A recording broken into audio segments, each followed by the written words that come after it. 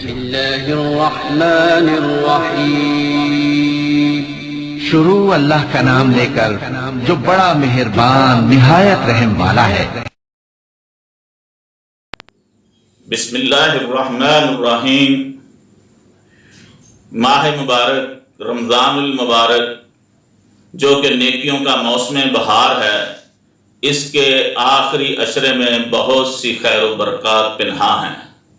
نبی کریم صلی اللہ علیہ وسلم آخری عشرے میں بقیہ دنوں کی نسبت بہت زیادہ محنت، عبادت و ریاضت کیا کرتے تھے۔ عائشہ صدیقہ طاہرہ مطہرہ رضی اللہ تعالی عنہا کہتی ہیں کہ کان رسول اللہ صلی اللہ علیہ وسلم یجتہد فی العشر الاواخر ما لا یجتہد فی غیرہ، کہ نبی کریم صلی اللہ علیہ وسلم بقیہ دنوں کی نسبت رمضان المبارک کے آخری عشرے میں بہت زیادہ محنت، عبادت و ریاضت کیا کرتے تھے۔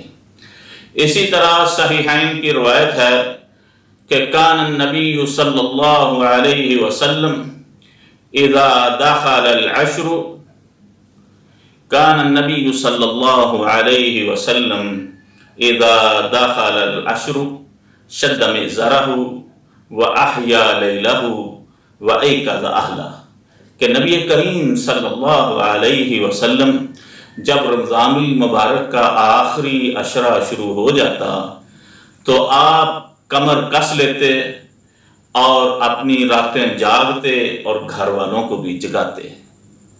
میرے بھائیوں، اگر تو ہم چاہتے ہیں کہ گناہوں کی بیڑیوں اور جہنم کی آگ سے آزاد ہوں تو ہمیں بھی اپنے رمضان المبارک کے آخری عشرے میں کثرت سے محنت کرنی چاہیے، اور اگر ہم مناجات الہی کی لذت چاہتے ہیں تو پھر نیند کی لذت قربان کرنی پڑے گی۔